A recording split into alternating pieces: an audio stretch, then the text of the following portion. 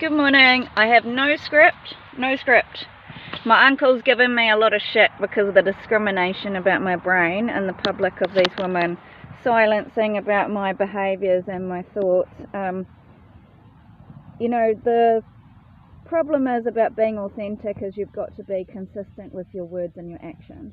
Right, I'm going through trauma. I cannot be held up to that standard. I was taking, obviously if I'm in my room and trying to be alone, obviously I'm trying to process something that is out of my depth, and I didn't have any life raft. I didn't have anyone to talk to. Instead, I've got all these leeches coming after my family to take me away and start really controlling the narrative about who I am and put me in this narcissistic cage of hell of oil quality, while these people are advancing at rapid rates and building massive engineering structures to make them VIP specials, while I was used and abused as a dollar in these flights, which is trafficking.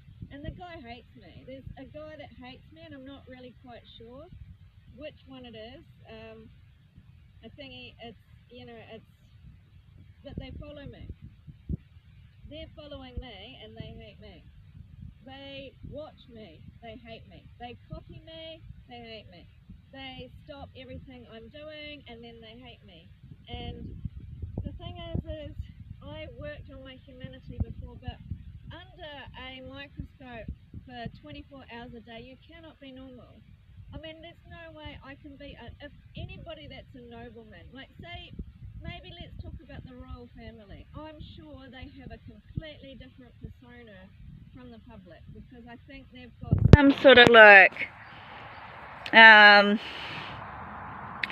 they've got these public traditions and this public law and all these things of how they're meant to act in public, but who they are behind closed doors is probably a lot more relaxed. They're probably not going to be on their best behaviour. They're probably maybe some of them are playful, whacking each other's butt. Maybe some of them are a little bit rude at the breakfast table saying, F off, Edna, I don't want to eat your crap today. Maybe they are just really normal people behind all that facade of being a royal. And that's what I'm saying, is what they're trying to do to me is sort of brand me at a time when I'm on survival.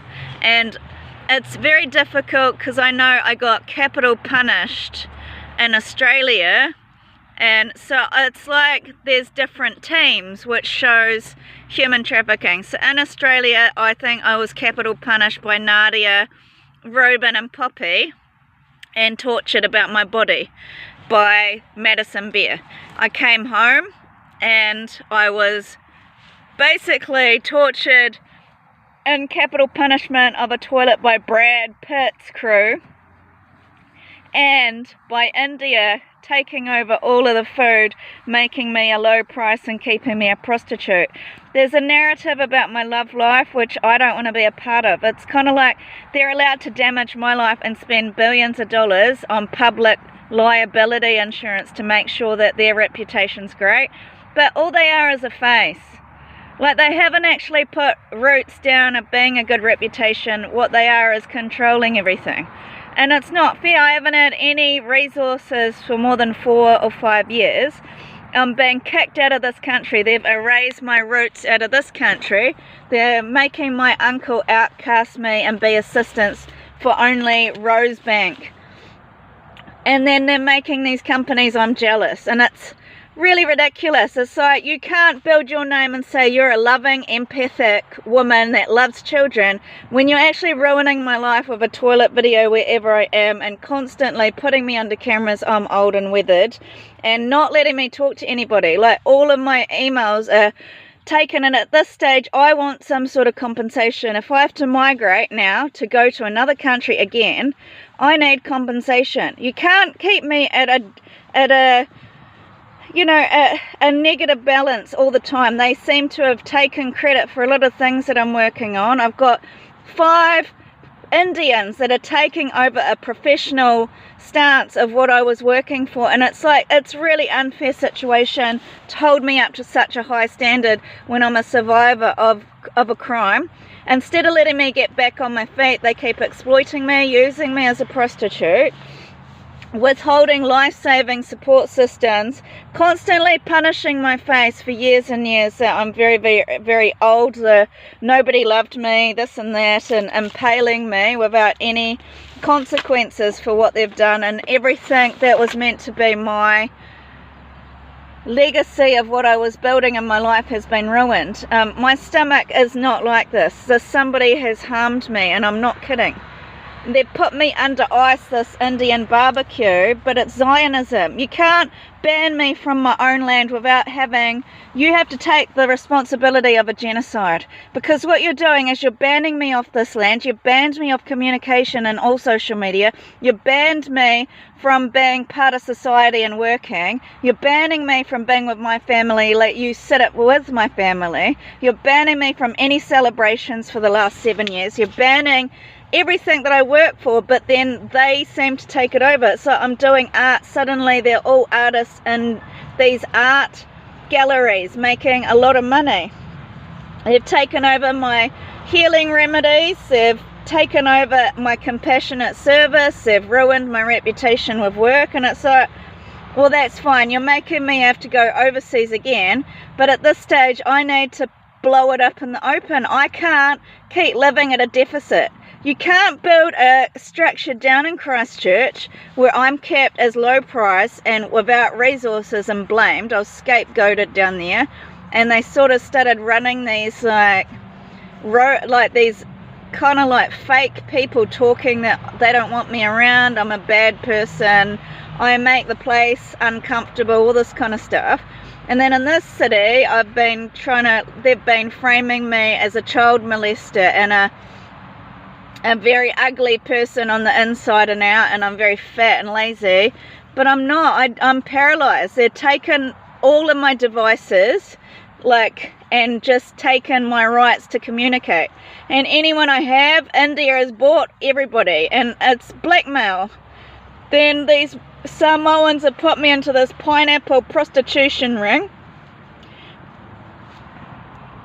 I've got no access to hospital care, and I'm let down by the police. The police actually are just a hindrance. They're obstructing social services. They just seem to be hanging around for somebody's extra extension arm to say that I'm mentally ill, to enforce this. And it's like, I just want you to see police are just an extension of whoever is in charge. It's not, they don't have any mental health training or anything like this. They just seem to be following me wherever I go and putting me under some shady lies and then making out that I'm mentally ill wherever I go. They don't actually do anything to do with my crime. They've never done anything about identity theft. They won't find my identity. So the criminals are really running this town. It's not fair. It's like they're totally lawless. It's actually a war crime to label me as a fat pig on holiday after I just lost all of my family. It's a war crime of cruel punishment to put me in a lake where I'm a fat pig and have everybody torture my body. I've actually had somebody stuff my stomach and I don't know where to go because of how much money they're putting behind this to stop me having mercy. I'm telling you, there's too much that's been done to me. It's in Christchurch, their whole nation was erasing my heritage of this kindness and this innocence of my friendships to making me huckary-bee that's less quality than everybody else. I want people to wake up. It's like every time I break free, they throw me into that toilet to take something off me. And if I've got cancer, it's like you can't keep doing this to me, holding me hostage. Innocent people don't hold people hostage. I mean, I'm hostage. I'm being put under hate. I'm being destroyed all my education, but I still know how to do absolutely all of it, all of my healing work. I've been a supportive human my whole life to other people, and I find fulfillment in some sort of area. If I'm helping other people, I feel like it's some sort of contract I have to do in this life. And my education, like the way they're making out that I'm not, like I've really lost the plot in all of these chats. Like they really killed all of my family a long time ago, and I'm just saying, well, somebody's accountable for bringing me back here. Because why bring me back here? So I stayed in Australia and I couldn't find any financial help after identity theft, and I sat there and wrote letters by hand to Switzerland. I wrote letters by hand to Japan, to the asylum places, and I was writing all these letters because my emails were hacked, and I wanted to go overseas. I wanted to not be in Australia because they were doing anti-Semitism. I'm a strange old lady in that bus. The bus needs to end. It's extortion. You can't keep holding me to the same level of standards when you're actually on one hand giving all these girls major deals, major money to get a free house, major boyfriend reputations, major deals with the magazines, but for me, I'm being deprived of my own very rights to talk on a telephone. I'm being deprived of my rights to make a police statement. I'm being deprived of my rights to my own mind. I'm being deprived of my rights to seeing my family, to having my own identity. They want to dictate to the world who I am. It's not fair. And now it's so my landlord is absolutely trying to kill me from the whole world, and it's not a fair situation. Why has she followed me to Australia to make sure Ruben and Kayla are advertised when I've got texts from Erin that the police were selling my photos in Australia to make me look bad as a thief? And she said, you should get a second chance at life. And it's like, for the way I've been treated and the way I've had so much violence in my life, you would think I raped one of their children, which I didn't. There is no way any of that wouldn't have happened without a crime. Look at that. That's like 3 times I've had my face ruined. 3 times I've had my face ruined, and my stomach's been disemboweled. That's 3 times. That's a year ago. Skinny. You know, it's 3 times that they've stolen. Hang on, where's that photo? And this is the other time. Can you see that? At the bottom, there. That's the 3rd time that they've disfigured me. And they're blameless. They're getting a major amount of wealth off abusing me. And it's no justice. This is a violent crime of passion. My loins mutilated and pulled out, injection of textures of dermatology problems, network blackmail rings, RICO crime, no justice. The Pike River genocide of the government drowning me in a toilet. Why bring me here? This is real persecution.